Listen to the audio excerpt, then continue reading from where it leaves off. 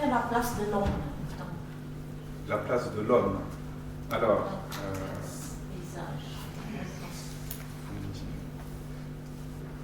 je dirais qu'elle va de soi, parce qu'il n'est pas nécessaire de préciser qu'il y a un être humain qui regarde le paysage, parce qu'il est lui-même compris dans l'ambiance. Ça va de soi. Alors, il y a des mots, par exemple, pour paysage urbain, dont on a parlé tout à l'heure, je vous ai dit, on ne peut pas dire Cheng Shui, Sheng Shui. Mais on peut dire Tina.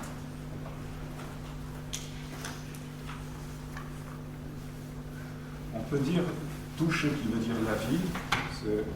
C'est un mot un peu plus moderne pour dire la ville. En fait, cette expression qui veut dire le paysage urbain, elle a été importée du Japon. Ou on peut dire réimportée, parce que ce sont des mots chinois, mais qui ont pris le sens de paysage urbain au Japon. Et au Japon, c'était une traduction de townscape. Et puis c'est revenu en Chine, parce que c'est facile, puisque c'est les mêmes sinogrammes. Au Japon, c'est aussi quelqu'un.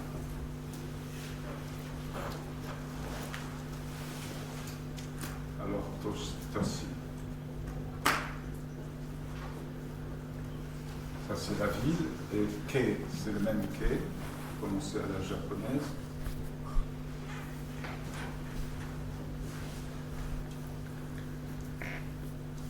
Et ça veut dire regarder. Donc là, la personne qui regarde, c'est un être humain, qui regarde la scène. Keikan, justement, c'est un mot qui a des nuances différentes de celles de Sheng Shui et de Funting, parce qu'il est employé notamment par des urbanistes, alors qu'en esthétique, on ne va pas employer celui-là, on va employer Sheng Shui ou Funting. Les urbanistes, avec des méthodes et souvent les idées qui sont les mêmes qu'en Occident, parce que ça a été importé.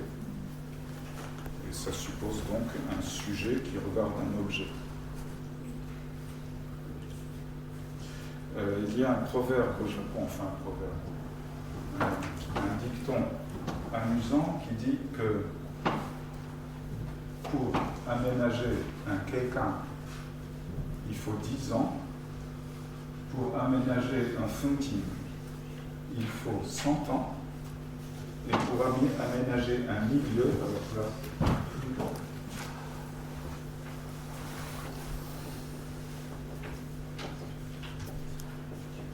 c'est le même mot, mais ça c'est prononcé à la japonaise. Donc pour ça, keikan, il faut 10 ans. Pour ça, il faut 100 ans, et pour ça, il faut 1000 ans. Et, bon, le lien est fait par ça, c'est le vent. Donc, pour changer des objets, ça peut se faire tout de suite, mais pour qu'on ait un sens, que le sens change, il faut un siècle, 3 générations. Et pour que ce sens soit véritablement profond, imprègne l'ensemble de l'environnement, il faut 1000 ans.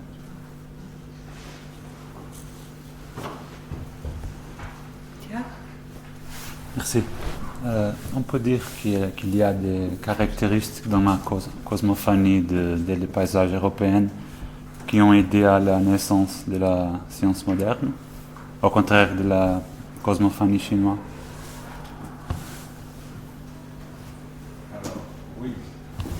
Évidemment, oui, on peut le dire, mais déjà dans cette cosmophanie européenne de la Renaissance, il y avait le germe de ce qui plus tard va devenir la phénoménologie. Parce qu'une cosmophanie, d'ailleurs c'est le même mot, feine, c'est apparaître, le monde apparaît ça n'est pas parce que on le fait sortir d'une boîte volontairement. Le monde nous apparaît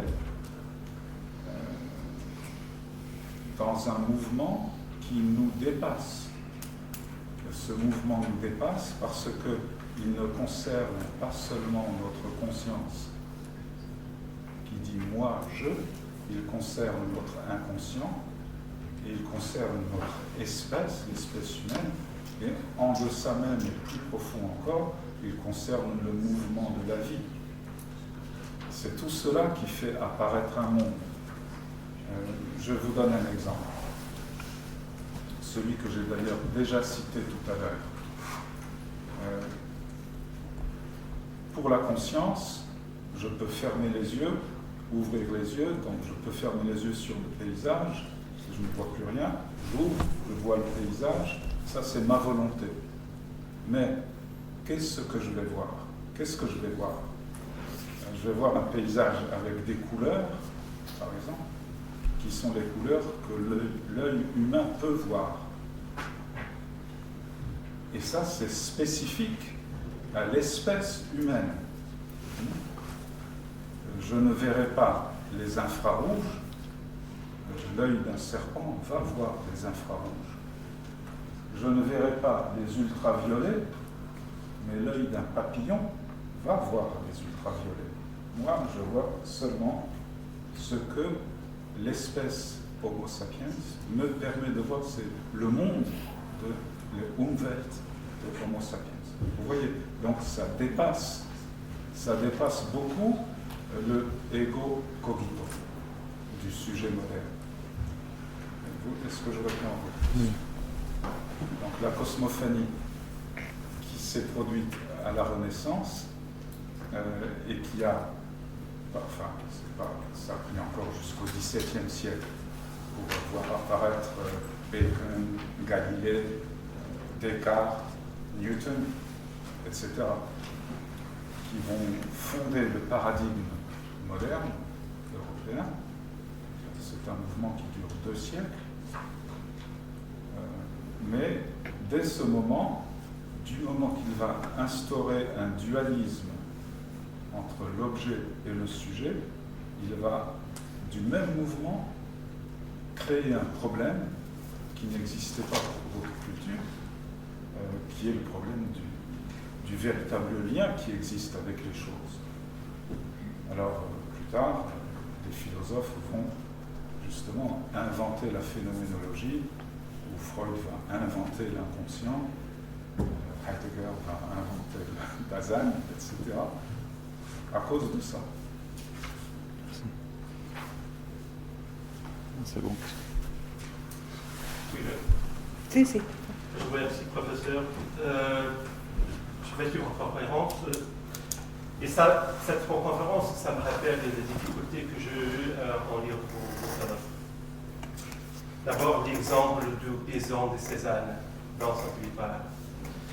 Et cette question que c'est très difficile à accepter qu'en Occident, il y a seulement une façon d'envisager ces choses-là qui appellent la totalité environnante, même à même époque.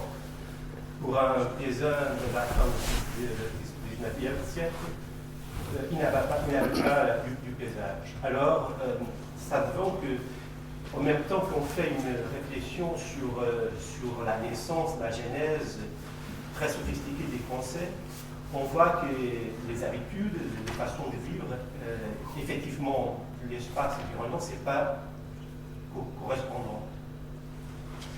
Et ça, pour moi, c'est un problème théorique. Parce que d'une certaine façon, il n'y a pas d'essence possible, vraiment rigoureusement, entre landscape et tous ces champs étymologiques et paysage. Aussi qu'il n'y a pas de possibilité de faire rigoureusement une vraie correspondance entre Changshu et ce qu'on dit d'une façon très pas rigoureuse, paysage dans des langues modernes. Alors je crois que vraiment cette difficulté nous n'œuvrons pas pour apprendre d'autres façons que des façons non passagères qui... Et alors, je suis très curieux pour voir votre développement sur les cosmophènes. Ça, c'est une question très dure. Et cette subtilité qui m'apporte à la question plus directe. Vous avez réussi à nous faire comprendre cette évolution sémantique de Chuang-Tzu pendant 9 siècles. Et vous avez précisé à une question des deux créations poétiques au banquet des orchidées. Mais vraiment, c'est un problème notionnel, des notions, c'est un problème de tous ces rapports avec la totalité de réalité, cette démonisation qu'on retrouve aussi bien qu'en Chine qu'en Occident. Il y a en même temps que cette situation des ermites, et les ermites au désert, au confins, il y a toute une divinisation au bord de la Méditerranée.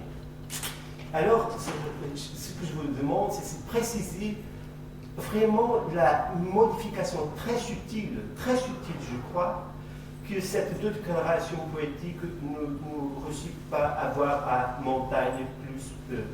Parce que si je ne veux pas apprendre cette subtilité, je ne vois pas vraiment la différence qui est arrivée dans le 19e siècle.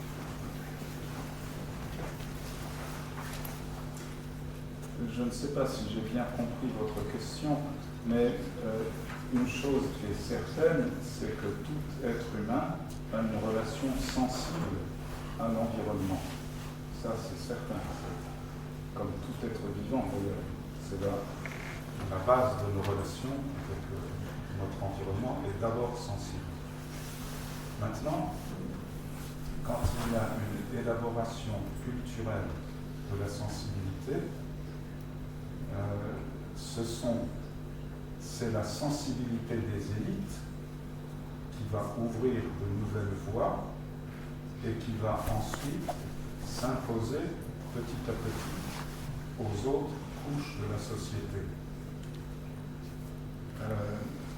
Je ne sais pas si je suis en train de répondre à la question, mais quand on dit que l'être humain ouvre, enfin il bâtit des mondes, et on emploie souvent l'image d'une ouverture quand on parle de monde et d'être. Par exemple, quand Heidegger parle de la clairière, Lichtung, d'où vient cette image? Je crois, moi, qu'elle vient de très très loin.